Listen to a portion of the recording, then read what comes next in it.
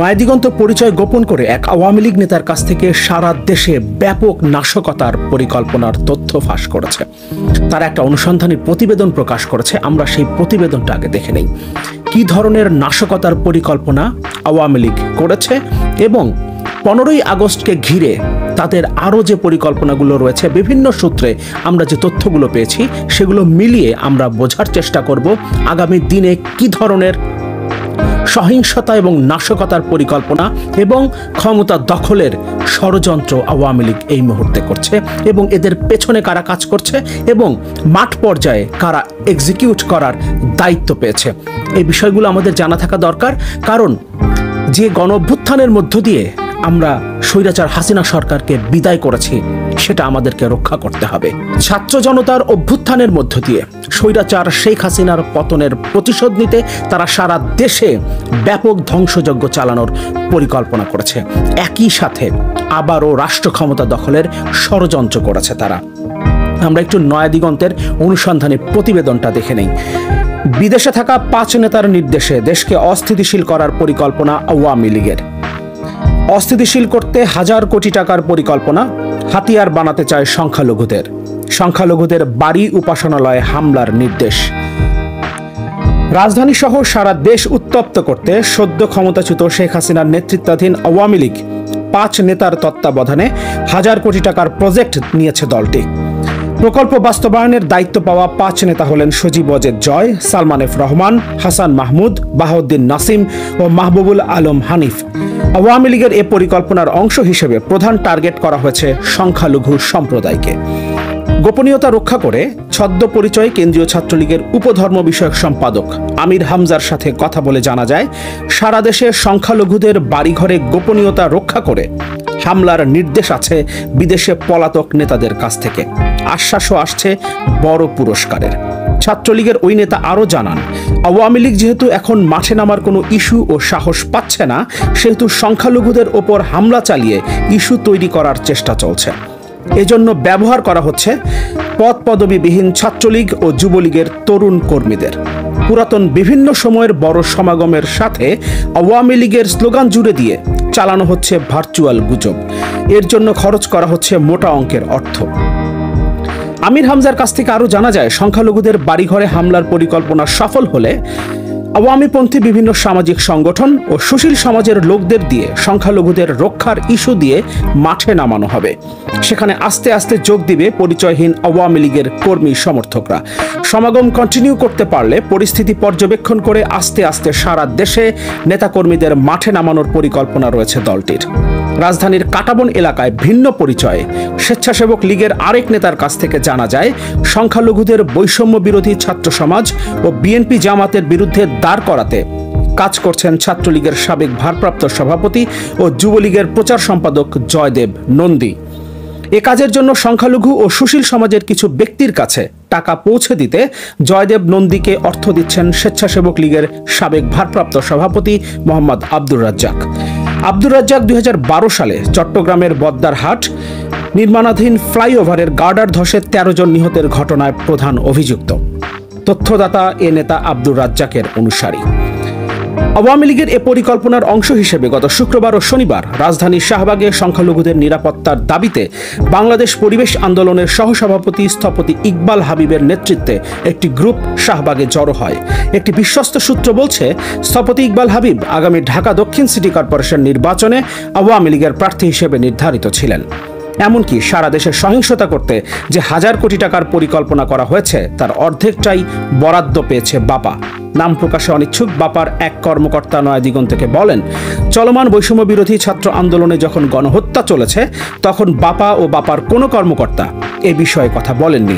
অতীতেও কোনো গুম খুন ও নির্যাতন নিয়ে বাপা কথা বলেনি, এটা বাপার কাজও না। এবারই প্রথম বাপাকে এসব নিয়ে কথা বলতে দেখা যাচ্ছে।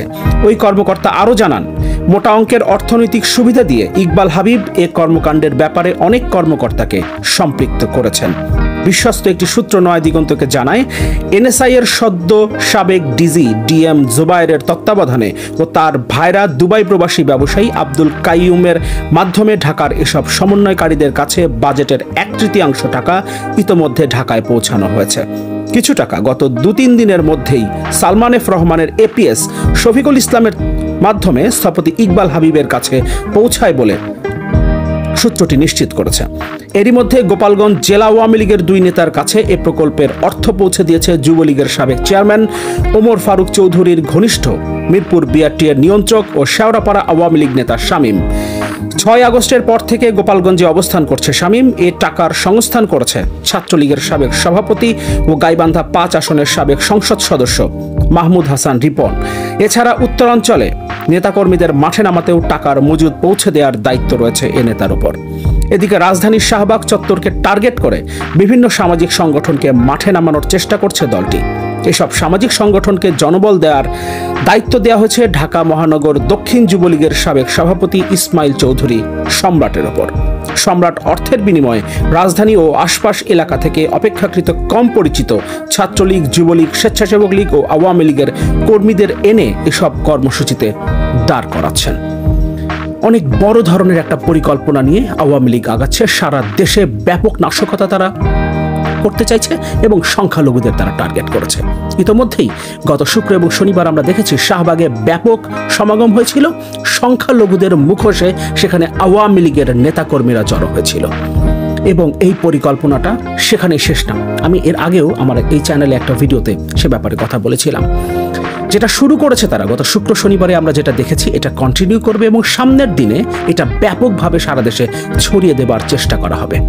আওয়ামী লীগ নিজেরাই সংখ্যালঘু হিন্দুদের বাড়ি এবং মন্দিরে আগুন দিয়ে তাদের ব্যবসা প্রতিষ্ঠানে ভাঙচুর চালিয়ে দেশে একটা অস্থিতিশীল পরিস্থিতি তৈরি করবে এবং তারপর তারা এই হিন্দুদের বাঁচানোর নামে বিভিন্ন সংগঠনকে এনে দাঁড় করাবে এবং সেখানে আওয়ামী লীগের নেতাকর্মীরা শেল্টার পাবে, কারণ সারা দেশে তারা কোথাও জায়গা পাচ্ছে না, তারা এখন পালিয়ে বেড়াচ্ছে। ফলে এ ধরনের একটা কর্মসূচির আড়ালে তারা আবারও জমায়েত হবার সুযোগ পাবে। এর পাশাপাশি 15ই আগস্টকে কেন্দ্র করে বড় ধরনের নাশকতা এবং সেখান থেকে সরকার উৎখাত, অর্থাৎ অন্তর্বর্তীকালীন যে সরকার গঠিত হয়েছে সেই সরকারকে উৎখাত করে আবারও ক্ষমতা দখলের একটা চেষ্টা তাদের মধ্যে আছে। বিভিন্ন সূত্রে আমরা সেই তথ্য জানতে পেরেছি। ইতোমধ্যেই ধানমন্ডি 32 নম্বরে শ্রদ্ধাঞ্জলি অর্পণের অনুমতি চেয়েছে আওয়ামী লীগ এবং সভাপতি তারা হয়তো এই অনুমতিটা পাবে, কিংবা তারা যদি অনুমতি নাও পায় তারপরও তারা 32 নম্বরের উদ্দেশ্যে বিভিন্ন দিক থেকে যাত্রা করবে।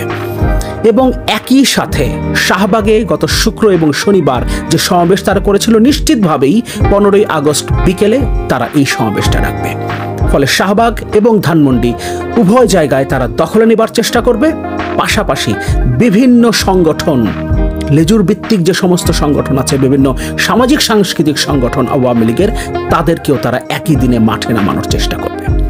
সবকিছু মিলিয়ে দেশকে অস্থিতিশীল করে তারা আবারও ক্ষমতা দখলের একটা চেষ্টা করছে। 15ই আগস্টে শুধু না, যদি 15ই আগস্টে তারা ব্যর্থ হয় তারপরও যে পরিকল্পনা নিয়ে তারা এগোচ্ছে, এই পরিকল্পনা তারা চালিয়ে যাবার চেষ্টা করবে এবং যদি এদেরকে এখনই রুখে দেয়া না যায় তাহলে এই পরিকল্পনা অনুযায়ী সারা দেশে ব্যাপকভাবে নাশকতা শুরু করবে আওয়ামী লীগ। আওয়ামী লীগ কি ধরনের নাশকতা করতে পারে সে ব্যাপারে আমাদের ধারণা আছে। ক্ষমতার জন্য তারা যাচ্ছে তাই করতে পারে, যা ইচ্ছা করতে পারে। সর্বশেষ আমরা দেখেছি শেখ হাসিনার রিজাইন করার কিছুক্ষণ আগেও নির্দেশ দিয়েছিলেন নির্বিচারে গুলি করে মানুষ হত্যা করতে, কিন্তু তারপরও তিনি ক্ষমতায় থাকতে চেয়েছিলেন। সুতরাং আওয়ামী লীগ আবারও ক্ষমতা দখল করতে যে কোনো ধরনের নাশকতা এদেশে চালাতে পারে। সরকারের প্রতি আহ্বান, এখনই তারা যেন এই ব্যাপারে ব্যবস্থা নেন। নয়া দিগন্ত যে রিপোর্টটা করেছে, এখানে অনেকগুলো নাম উঠে এসেছে। কারা কারা মাঠের দায়িত্বে আছেন, কারা কারা পরিকল্পনা করছেন, কারা অর্থ দিচ্ছেন, সেই অর্থ কারা পৌঁছে দিচ্ছেন এবং তারা এই মুহূর্তে কোথায় অবস্থান করছেন, প্রত্যেকটা তথ্য নাম ধরে ধরে নয়া দিগন্ত এখানে উল্লেখ করেছে। ফলে সরকারের কাছে আহ্বান থাকবে, এই রিপোর্ট অনুযায়ী যাদের নাম এখানে উঠে এসেছে এবং যে পরিকল্পনার স্পটগুলো এখানে উঠে এসেছে সেই জায়গাগুলোতে তারা যেন ব্যবস্থা নেন এবং এই ব্যক্তিদেরকে, আওয়ামী লীগের এই ক্যাডারদেরকে যাতে এখনই আটক করার ব্যবস্থা করা হয়। পাশাপাশি ছাত্র জনতাকে তৈরি থাকতে হবে। শাহবাগে যে কোনো ধরনের বিশৃঙ্খলা তৈরি হতে পারে, 32 নম্বরে যে কোনো ধরনের বিশৃঙ্খলা তৈরি হতে পারে 15ই আগস্টে। একই সাথে সামাজিক সাংস্কৃতিক সংগঠনের নামেও আওয়ামী লীগ তাদের নেতাকর্মীদের নামিয়ে দিতে পারে রাস্তায়। ছাত্র জনতাকে এখন থেকেই প্রস্তুত থাকতে হবে, যে কোনো মূল্যে আওয়ামী লীগের এই নাশকতার পরিকল্পনা সফল হতে দেওয়া যাবে না। এতগুলো মানুষের জীবনের বিনিময়ে এত বড় একটা রক্তক্ষয়ী লড়াইয়ের মধ্য দিয়ে আমরা যে বিজয় অর্জন করেছি, স্বৈরাচার শেখ হাসিনাকে আমরা যে বিদায় করতে পেরেছি, আমাদের সেই বিজয় আমাদেরকেই রক্ষা করতে হবে। একটা কথা আছে, স্বাধীনতা অর্জনের চেয়ে রক্ষা করা কঠিন। সেই যত কঠিনই হোক না কেন, আমরা জীবন দিয়ে হলেও আবারও আমাদের এই স্বাধীনতা, স্বৈরাচার শেখ হাসিনার কাছ থেকে আমরা যে